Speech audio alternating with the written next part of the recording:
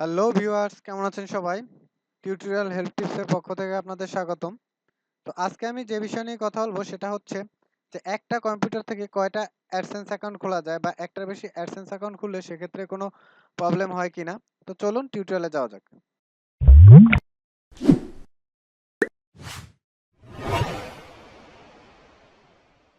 আসলে একটা কম্পিউটার থেকে ৩-৪টা অ্যাডসেন্স অ্যাকাউন্ট খোলা যায়, সেক্ষেত্রে কোনো প্রবলেম হবে না। তবে হ্যাঁ, খোলার জন্য একটা নিয়ম অবশ্যই আছে, সেটা হচ্ছে আপনি এক নাম দিয়ে আপনি একটার বেশি অ্যাডসেন্স একটা পিসি থেকে ইউজ করতে পারবেন না। যদি এক নাম দিয়ে একটার বেশি অ্যাডসেন্স পিসি থেকে ইউজ করেন তো সেক্ষেত্রে আপনাকে মাল্টিপল ডিজেবল করে দিবে বা অ্যাডসেন্সটা নষ্ট করে দিবে বা অ্যাডসেন্সটা ব্যান্ড হয়ে যাবে।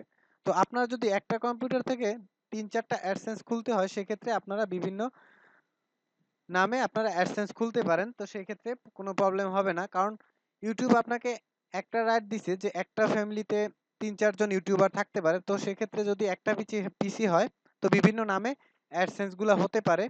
তো এজন্য আপনি একটা পিসি থেকে ২-৩ টে অ্যাডসেন্স অ্যাকাউন্ট খুলতে পারবেন যখন আপনার একটা অ্যাডসেন্স এ একটাই নাম থাকবে এবং অন্য ২ টা অ্যাডসেন্স খুলতে গেলে অবশ্যই সেটা অন্য নামে হতে হবে। যেমন আপনার বাবার নাম বা মায়ের নাম বা আপনার ভাইয়ের নামে আপনি অ্যাডসেন্স অ্যাকাউন্ট খুলতে পারেন। তো সেক্ষেত্রে কোনো প্রবলেম নাই।